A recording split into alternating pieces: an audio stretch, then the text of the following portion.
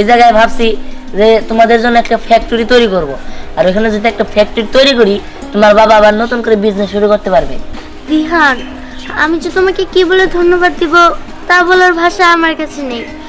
আমি তোমাকে কতজনের সামনে অপমান করেছি, অপদস্থ করেছি, তারপরেও তুমি আমাদের জন্য এত কিছু করছো।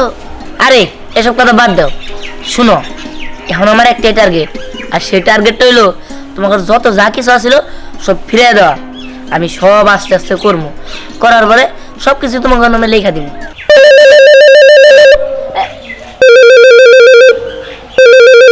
হ্যাঁ ম্যানেজার সাহেব। কি কি বলেন এসব? আপনার মাথা কি ঠিক আছে? গোডাউন থেকে সব মাল চুরি হয়ে গেছে মানে? হ্যাঁ, সিসিটিভি ফুটেজ দেখেন তাড়াতাড়ি। হ্যাঁ, আপনাদের দিয়ে কোনো কাজই হয় না। আচ্ছা ঠিক আছে, আমি আসতেছি। আর সিকিউরিটি গার্ডগুলো কোথায় ছিল? হ্যাঁ, মাসে মাসে বেতন দিয়ে কি যে করি না আমি। আমি আসতেছি এখন। রিহান, কি হয়েছে? মা আর বলো না, আমার ফ্যাক্টরিতে যত মালামাল আছিল সব চুরি হয়ে গেছে। সকালে 9টার মধ্যে টাকাবো, আর ওটার মধ্যে আমার মাল ডেলিভারি দিতে হইব। এখন আমি কি করবো? এখন তো বাজে কটা? 8:30 বাজে। এখন আর আধা ঘন্টার মধ্যে আমি কি করবো? হ্যাঁ, আমার তো মাথা ঠিক হইতেছে না। আচ্ছা ঠিক আছে, তুই থাকো, আমি যাই দি ফ্যাক্টরিতে যাই দিই। রিহান, তুই তো সকাল থেকে কিছুই খাসনি, খেয়ে যা। আর দূর মা, খাওয়া খাই।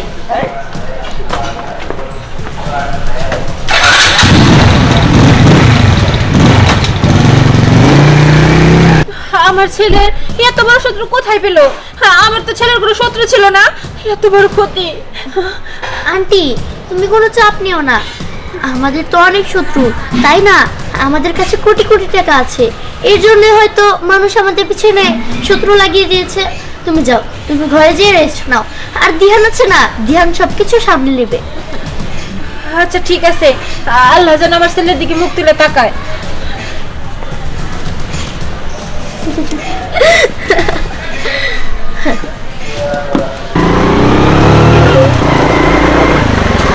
তোদের মতো ছাগল যে কিছু হবে না। এখন যদি আমি চাকরি জায়গা, তোদের যে আমি কি করবো আমার মাথায় কাজ করতেছে না। স্যারের সাথে যদি বলে কেমনে করে হলো ওইগুলো, আমি কি জবাব দিব? তুই বল। রাখ, আসসালামু আলাইকুম স্যার। ওয়ালাইকুম সালাম। কি ব্যাপার, কি হয়েছে? স্যার, রাইস দাম সবগুলো চেক করে গেছিলাম, কিন্তু সকালে এসে দেখি সব ফাঁকা। চল, যত সব জানি মনকার। হ্যাঁ, সকালে ফ্যাক্টরি খুলে দিই সব ফাঁকা। এই, তোমাদের বেতন কিসের জন্য দেই আমি? হ্যাঁ, সিকিউরিটির বেতন দাও না? সিকিউরিটি পালাই গেছে না, নাক ডেকে ঘুম পাড়তেছে? সিসিটিভি ক্যামেরা, তারপর সিকিউরিটি, এগুলো কই আসিল? আচ্ছা বুঝলাম যে সিসিটিভি ক্যামেরা সব শেষ করছে, কিন্তু সিকিউরিটি কি করলো আমার সেটা বোঝাও। এগুলো দায়িত্ব তো তোমার। হ্যাঁ সরি স্যার, ভুল হয়ে গেছে। ভুল হয়ে গেছে? হ্যাঁ ভুল হয়ে গেছে। তুমি জানো ওখানে কয় কোটি টাকার মাল আসিল? তোমরা তো দিনে দিনে আমার পদের ফকির বানাই দিবা। চলো দিই গোডাউনের ভিতরে।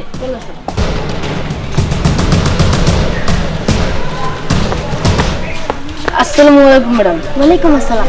কাজ কি হয়েছে? আরে ম্যাডাম, আমার যে কাজ দিছিলেন ওই কাজ কাক পক্ষেও টের পায় নাই। সাব্বাস বাঘের বাচ্চা, সাব্বাস। আচ্ছা ঠিক আছে, তোমাকে তো আগে আমি 5 লাখ টাকা দিয়ে দিয়েছি, এবার তুমি যাও।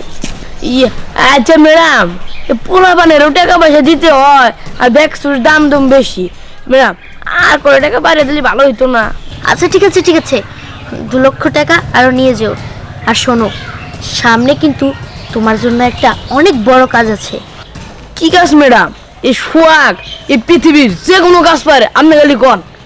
শোনো, আমি তোমাকে একটা ব্যাংক অ্যাকাউন্টের নাম্বার দেব, তুমি জাস্ট আমার অ্যাকাউন্টে, ওই অ্যাকাউন্টে সমস্ত টাকা পাঠিয়ে দেবে, ঠিক আছে? ম্যাডাম এটা তো আমার ভাই হাতের খেল। আমার কাছে একটা হ্যাকার আছে, সেই এক্সপার্ট বিষয়ের মধ্যে 1 নম্বর হ্যাকার, বুঝছেন? ওইটি যে কোনো অ্যাকাউন্ট থেকে টাকা চুরি করতে পারে। আচ্ছা ঠিক আছে, তাহলে তো হয়ে গেল। আর শোনো সোহাগ, তুমি যদি এই কাজটা করতে পারো তাহলে আমি 10 লাখ টাকা দেব। ম্যাডাম আপনি চিন্তা করেন না, আপনি না খেতে আলে ঘুমিয়ে পারে। আচ্ছা তাহলে যাই। হ্যাঁ যাও। সালাম ম্যাডাম।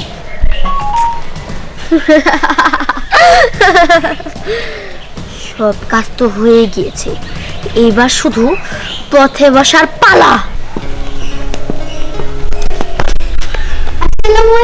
ওয়ালাইকুম আসসালাম।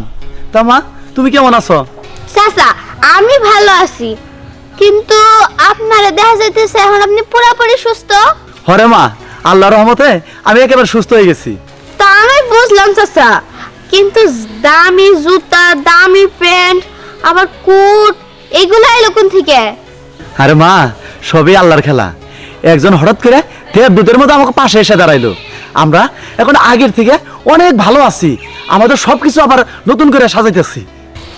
দেবদূত? দেবদূত আবার কে রে চাচা? আরে মা, ওই যে দিহান আছে না, দিহান, এই দিহানের মতো ছেলে যদি প্রতিটা ঘরে ঘরে থাকতো, তাহলে মানুষের আর দুঃখ কষ্ট থাকতো না। ও সবার পাশে যায় দাঁড়ায়, সবার হেল্প করে। ও আমাদেরও পাশে দাঁড়াইছে। চাচা তাহলে তো আপনাকে ভালোই হইলো, আবার আগের মতন সবকিছু ফিরা পাইতাছেন। আরে মা, ও কইছে আমাদের সবকিছু ফিরাই দিব, নতুন করে আবার সবকিছু আমার গড়ে দিব। ও আমার জন্য একটা জায়গাও কিনছে, ওইখানে নাকি একটু ফ্যাক্টরি করে দেব, আর ওই জায়গাটা দেখতে যাইতাছি। ও তাহলে চাচা যান, আপনি জায়গা দেখে আসেন। আচ্ছা মা, আসি। ঠিক আছে, ভালো থাকিস মা, যাইস। বাবা, কয়দিন আগে কি অবস্থা ছিল, আর কই থেকে এক দেবদূতায় সব আগের মতন করে দিল। হ্যালো, হ্যাঁ ম্যানেজার সাহেব। জি স্যার।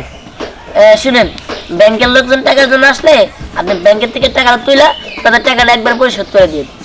স্যার, আমি মাত্রই ব্যাংক থেকে আসলাম। আপনি কি ব্যাংকের অ্যাকাউন্ট চেক করেছেন? কেন, কি হয়েছে? আপনার ব্যাংকের অ্যাকাউন্টে একটি টাকাও নেই। কি কি বলো তুমি এইসব?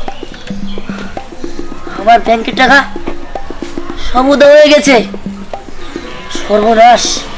আচ্ছা ঠিক আছে, তুমি একটা কাজ করো, ব্যাংকের লোকজন আসলে বলবে যে স্যার কিছুদিনের জন্য বাইরে গেছে, বাইরে থেকে আসলে টাকা দিয়ে দিবে, বাকিটা আমি দেখতেছি।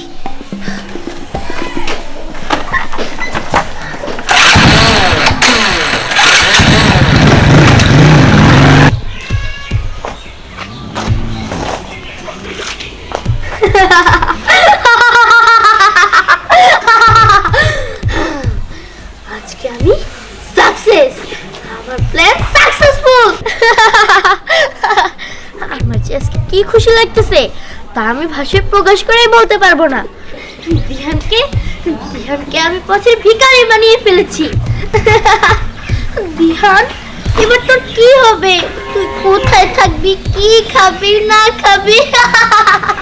কি দিহানের আজকের এই পরিণতির জন্য তুই দায়ী? তার মানে সবকিছুর নাটের করে তুই? হ্যাঁ বাবা, হ্যাঁ, সবকিছুর মাস্টার প্ল্যানের পিছনে আমারই হাত আছে। তুই এসব কেন করেছিস মা? কেন করেছি জানতে চাও? তার কারণ আমি ওই সামান্য অটোওয়ালার আশ্রয়দাতা হয়ে থাকতে পারবো না। আমার ভাবতেও লজ্জা লাগতেছে, তুই আমার মেয়ে, তুই আমার মেয়ে হয়ে এত নিচু মনের কাজ করতে পারিস? হ্যাঁ পারি, হ্যাঁ আমি নিচু মানের কাজ করতে পারি। আমার আগের পরিস্থিতিতে ফিরে যাওয়ার জন্য এর থেকেও যদি কোনো নিচু মানের কাজ হতো আমি তাও করতাম। আরে তুই তুই কার ক্ষতি করছিস জানিস? যে দেহানের তুই ক্ষতি করছিস, সেই দেহানের কারণেই আজকে দুই মুঠো দুই বেলা ভাত খাইতে পারতেছিস, আজকের এই অবস্থানে আসতে পারছি। আর তুই কি না সে দেহানের ক্ষতি করছস? না, আমি তোর মতো নিচু মনের মেয়ের সাথে থাকতে চাই না, থাকতে পারবো না। থাক থাক, তুই তোর এই অর্থ প্রতিপত্তি নিয়ে। আমি লোভী মেয়ের সাথে থাকবো না, থাকবো না। আরে যাও যাও, সব সম্পত্তি আমার নামে, তুমি থাকলে কি আর না থাকলে কি, পেটে টান পড়লে ঠিকই এসে পড়বে কুকুরের মতো।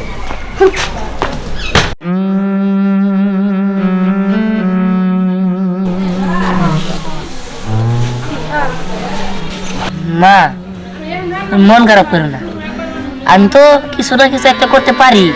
এমন না যে আমি কিছুই করতে পারি না। শোনো মা, তুমি চিন্তা করো না, এই অটো চালে আমাকে দিন পার হয়ে যাবো গা। হ্যাঁ, তুমি চিন্তা করো না মা, আমাকে না খাই থাকতে হবো না। বাজান রে, আমি একটা জিনিস বুঝবার পারি না, যে আল্লাহ আমাকে কোটিপতি বানাইলো, আবার তিনি কোটিপতি থেকে গরিব বানাই দিল। আমার মনে হয় কি যে আমাকে পিছনে কোনো শত্রু আছে, না হঠাৎ করে এরকম হইব কি লিগে। যাইগা মা, এইসব চিন্তা করে আর লাভ নাই। এইসব চিন্তা করলে তো আর ওই জিনিসগুলো ফিরে হবো না। তুমি একটা কাম করো, ঘরে যা বয়ে থাকো গা, আমি ওটা চালে চাল ডাল দিয়ে কিনতে পারি নাকি। আচ্ছা বাজান, তুই দেখে শুনে যাস, আর গাড়ি একটু দেখে শুনে চালাস। গেলাম না।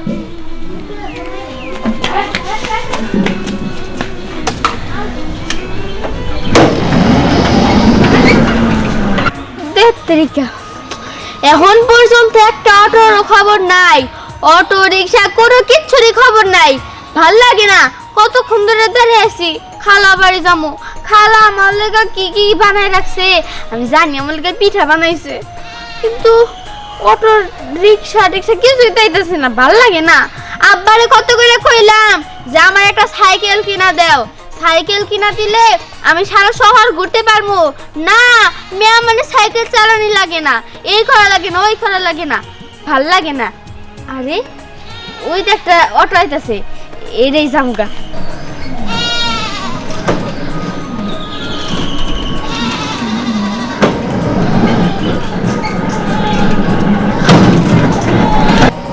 এই দাঁড়ান, দাঁড়ান, দাঁড়ান, দাঁড়ান, দাঁড়ান। এই ভাই যাবেন?